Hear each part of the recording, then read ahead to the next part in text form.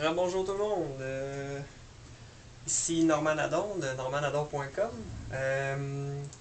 Aujourd'hui à l'émission, on va poursuivre ce qu'on avait commencé dans des émissions précédentes, c'est-à-dire l'ajustement d'une scie radiale à bras de Watt.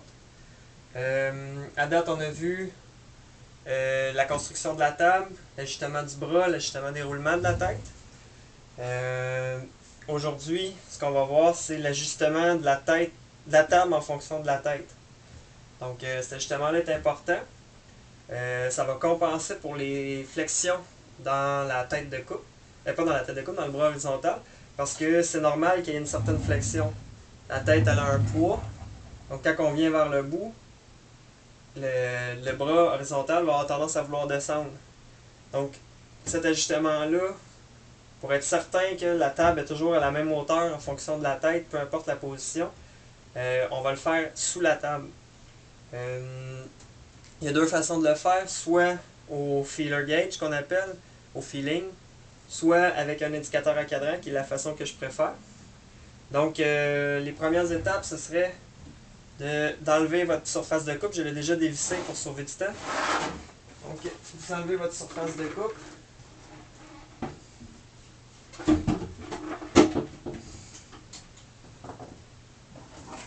Bien évidemment, débrancher la scie, très important.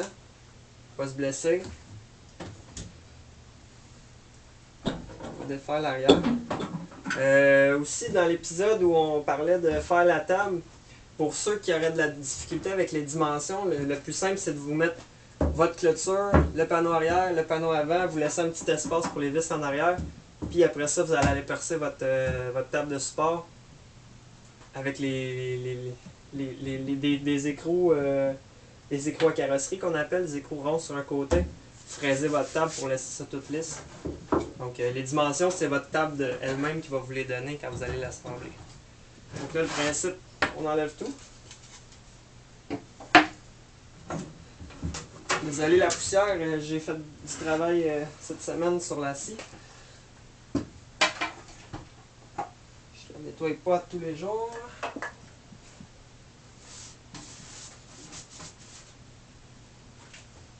Voilà.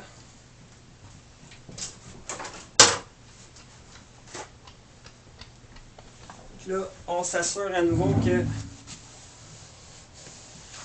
les portées à l'intérieur sont bien propres, parce que ça pourrait causer des imperfections dans l'ajustement. On vient de débarrer l'arrière de la colonne. Voilà. Donc là, on se retrouve avec la tête qui est mobile dans toutes les directions. Là, dépendant du modèle de table que vous avez, si vous êtes chanceux, l'ajustement se fait avec une vis par en dessous pour monter et descendre. Ça, c'est le plus facile. Si vous êtes un peu moins chanceux comme moi, c'est des trous faits sur le long que les rails coulissent dedans. Donc, le principe va être qu'on va lousser les boulons légèrement, assez pour que la table se maintienne, mais qu'on soit capable avec un maillet de le faire bouger de haut en bas. La première technique qu'on va faire, c'est avec la technique au feeling, comme on dit. Donc là, vous allez devoir tourner la tête de votre scie. Un petit peu. Vous allez devoir tourner la tête de votre scie vers le bas et la barrer. Vous allez avoir besoin d'un petit bloc de bois dont les deux faces sont exactement parallèles et un bout de plastique. Moi, j'utilise un emballage qui était au recyclage, donc un petit bout de plastique transparent qui va servir de feeler gauge.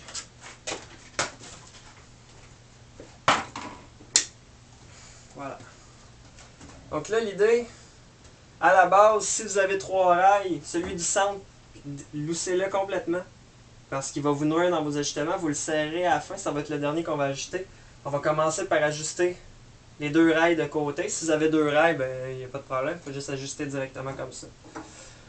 Donc là, ce qu'on va faire, On va commencer, on choisit un coin. Moi j'ai choisi le coin arrière. Le coin arrière, ça c'est important. Moi j'ai choisi le coin arrière à gauche. On vient mettre le petit bloc en dessous. Avec notre petit morceau de plastique, on descend la colonne jusqu'à temps qu'on sente une petite friction qu'on va être capable de reconnaître par après. Donc là j'ai ma friction. Je sais à peu près le serrement que j'ai avec ma tête. Maintenant, ce qu'on va faire, on va avancer au maximum. On va aller voir l'avant. Même j'aurais pu prendre un peu plus loin en arrière pour être bien certain. Donc là, on va aller voir le plus en avant possible. Qu'est-ce que ça nous donne? Donc moi, je l'avais déjà ajusté, fait que c'est vraiment très bien pour moi en ce moment. Maintenant, on se déplace sur l'autre côté. On vient faire la même chose.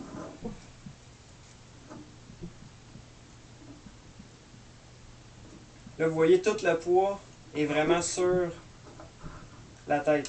Là, ici, je me retrouve avec un petit morceau un petit peu plus serré. Ça, c'est étrange parce que je l'avais quand même ajusté. On va le refaire pendant qu'on est là. Donc là, on veut juste ajuster le devant. Donc, comme j'ai dit, le centre, il faut qu'il soit complètement lousse pendant qu'on fait ça.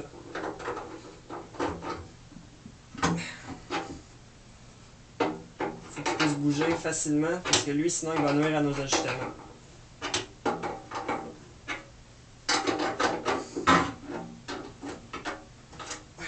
Excusez-moi, mes ajustements sont pas faciles à les trouver.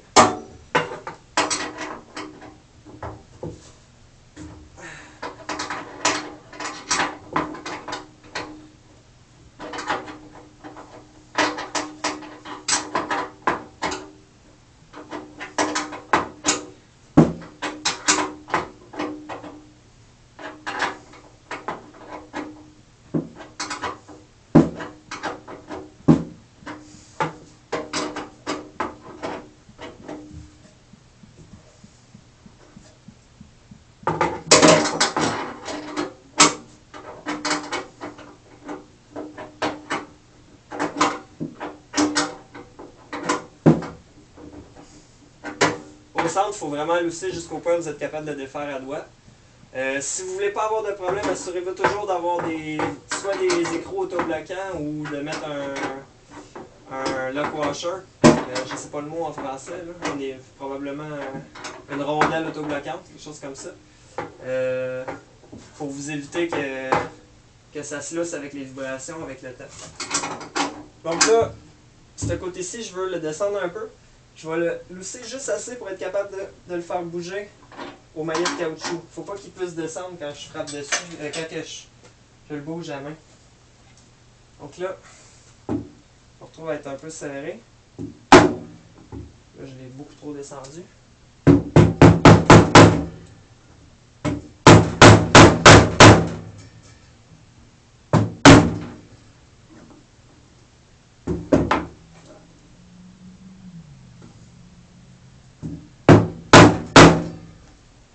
Peut-être un peu trop lucide, ça redescend tout seul.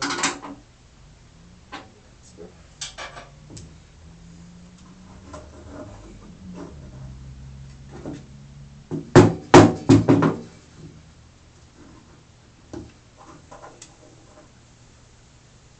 Ça sonne bien. On vient revérifier ici parce qu'on va probablement avoir fait bouger, étant donné que toute la table est d'un morceau. On vient revérifier notre ajustement à l'arrière.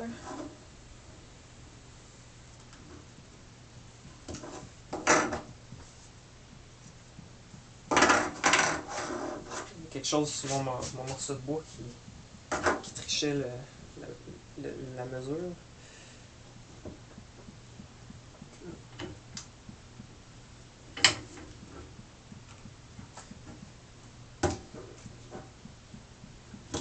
Voilà, je m'en viens à l'avant. Encore une fois.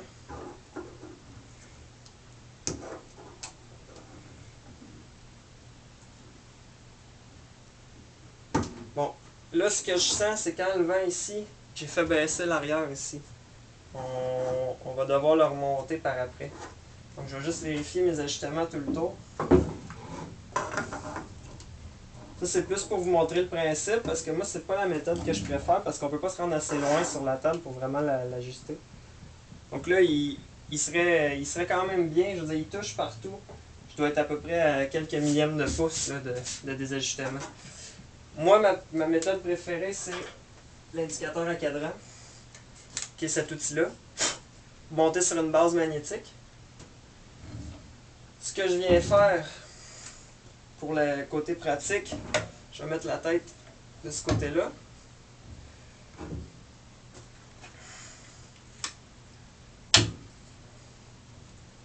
Donc ça, l'indicateur, la façon que ça fonctionne, si vous n'avez jamais vu ça, c'est un palpeur avec un aiguille qui est précis dans mon cas au millième de pouce. Désolé pour les unités anglo-saxonnes, c'est les unités qu'on utilise ici. Puis là, ce que je vais faire, c'est que pour être certain de pouvoir ajuster jusqu'au bout de ma table, je vais avancer mon bras complètement. Je vais venir positionner mon palpeur après. Comme ça, je suis certain que je vais être capable vraiment d'aller ajuster d'en avant en arrière avec tout le poids sur la colonne quand je vais être à l'avant. Voilà.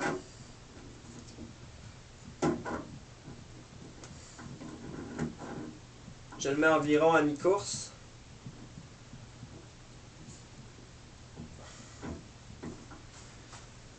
Faire des petits ajustements là. Dernière seconde. Ça. Tout barrer ça comme il faut.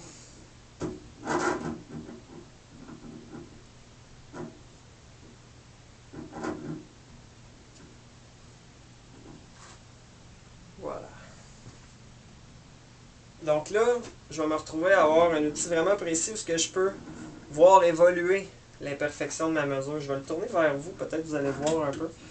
Là, c'est certain que moi, l'aiguille va danser un peu à cause que la surface de la table est rugueuse légèrement. Mais c'est pas grave, ce qu'on va regarder, c'est la moyenne. Il faut rester près de notre zéro. Fait que je vais placer mon zéro.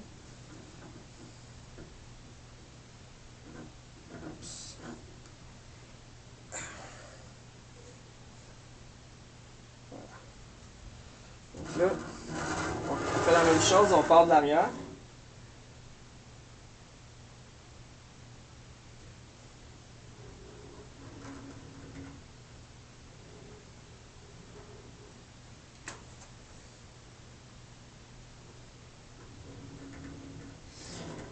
Si, comme moi, la table est un peu trop rugueuse, là, vous pouvez y aller avec le petit morceau de plastique pour faire une surface lisse en dessous aussi.